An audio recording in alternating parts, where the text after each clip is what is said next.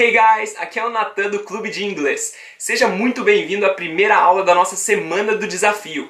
E hoje eu vou te contar uma história que eu tenho certeza que vai te levar para mais perto da fluência e de maneira natural, assim como eu consegui chegar à fluência, sem precisar gastar horas por dia estudando gramática ou decorando palavras, decorando uma lista de vocabulário. Então presta bastante atenção que eu vou te dar bastante dicas práticas de como você vai chegar à fluência e dicas que você vai conseguir aplicar assim que acabar essa aula.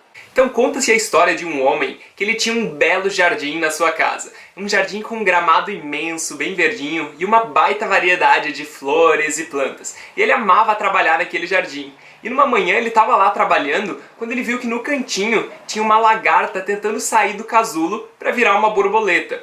E ele quis ver aquela transformação e aquele primeiro voo da borboleta, então ele ficou observando aquela lagarta. E ele ficou observando por horas e ele viu que parecia que a lagarta não conseguia sair de dentro do casulo.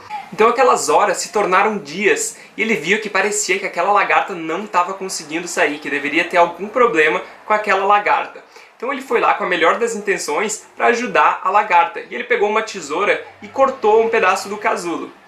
Imediatamente depois que ele conseguiu cortar o casulo, a lagarta finalmente conseguiu sair de dentro do casulo. Só que ao invés de sair voando como uma borboleta, saiu rastejando ainda como lagarta. E isso aconteceu porque as asas da lagarta ainda estavam muito pequenas em comparação com o corpo dela. E o motivo que isso aconteceu é que aquele esforço que a lagarta tinha que fazer para tentar sair do casulo é o que faz com que o líquido que está no corpo da lagarta vá para as asas. Assim faz com que as asas fiquem maior e o corpo dela fica bem pequeno, propiciando um voo cada vez melhor. E o que aquele homem acabou fazendo, com a melhor das intenções, claro, foi que ele tirou a oportunidade daquela lagarta se tornar uma borboleta e conseguir voar. Mas e por que eu estou falando disso? O que isso tem a ver com o aprendizado de inglês? E se você já está me acompanhando há algum tempo, você sabe que eu falo sempre de um aprendizado natural, de aprender inglês se divertindo. E agora aqui eu estou falando que a gente precisa se esforçar, né? Igual a lagarta lá para sair do casulo, para conseguir aprender inglês. Parece um pouco contraditório, né? Mas na verdade não é. Eu vou te explicar. O fato da gente estar se esforçando para fazer alguma coisa não necessariamente diz que a gente não está tendo prazer ao fazer aquilo. Por exemplo, como eu já falei algumas vezes aqui, eu gosto de surfar. Só que eu moro na Serra Gaúcha, na cidade de Gramado.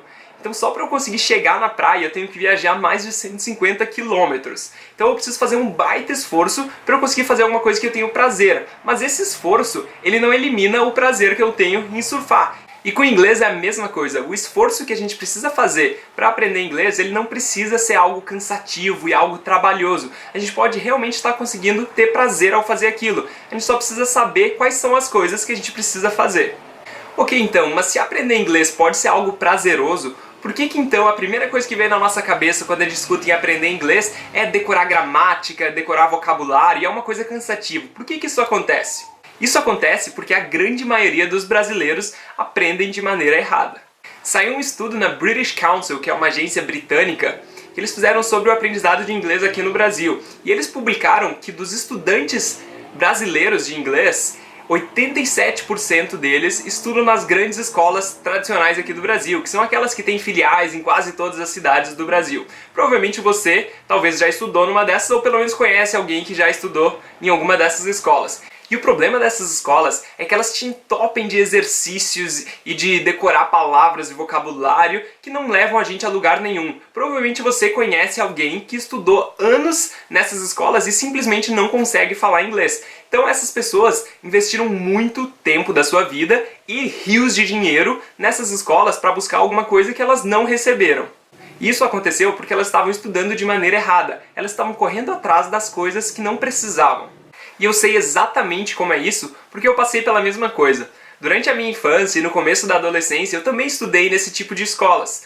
E eu achei que eu realmente conseguia falar inglês ao sair de lá. Até que a gente foi morar em Belo Horizonte. Meus pais se mudaram pra lá, e eu estava morando junto com eles, eu fui junto. E lá onde a gente foi morar, tinha alguns americanos. E eu fui tentar conversar inglês com eles, né? Porque eu tinha estudado anos em escolas de inglês. Eu era muito bom lá na sala, e eu respondia todas as perguntas, e passava, né, de um semestre, de um nível pro outro, assim. Então eu conseguia falar inglês. Só que foi só pra minha frustração. Quando eles começaram a falar, eu não entendia nada do que eles estavam falando. Parecia que as palavras estavam todas juntas uma na outra e eu não conseguia entender nada. E aquilo foi muito frustrante pra mim. Porque eu passei anos estudando e eu deveria conseguir entender aquilo. Eu não conseguia nem entender quanto mais me comunicar em inglês com eles.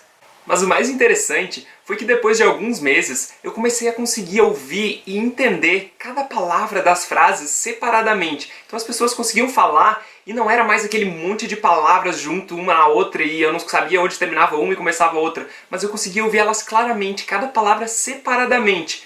E logo um tempo depois disso, eu estava conseguindo formular minhas próprias frases. Então eu estava conseguindo comunicar exatamente o que eu queria dizer.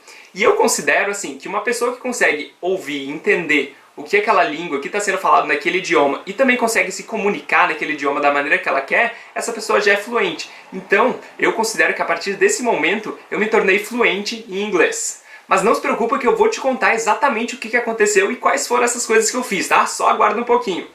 Mas alguns anos depois disso, eu tive a oportunidade de passar um ano na Alemanha.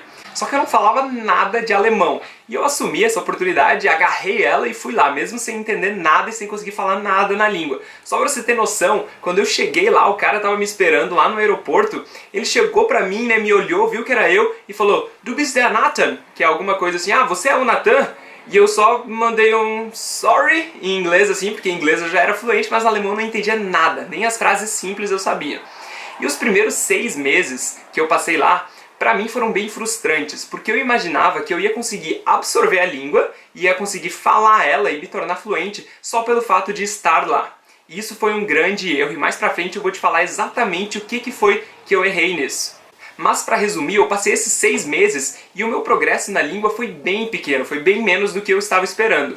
Então depois desses 6 meses eu tive a ideia de olhar pra trás, olhar no período que eu evoluí no meu inglês.